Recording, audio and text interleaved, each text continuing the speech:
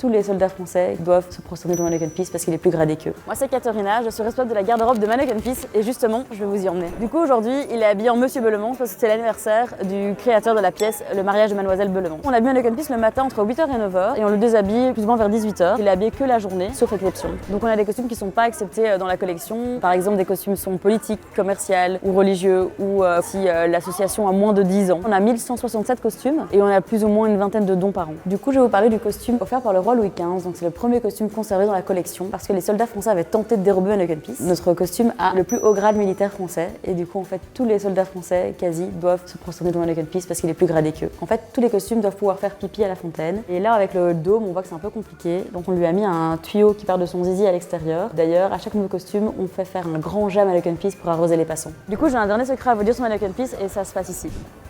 Du coup, le vrai secret Mannequin Peace, c'est que le vrai Mannequin Peace, il est là. On voit deux petites traces sur les genoux, la preuve de la resoudure de Mannequin Peace après son vol en 1965.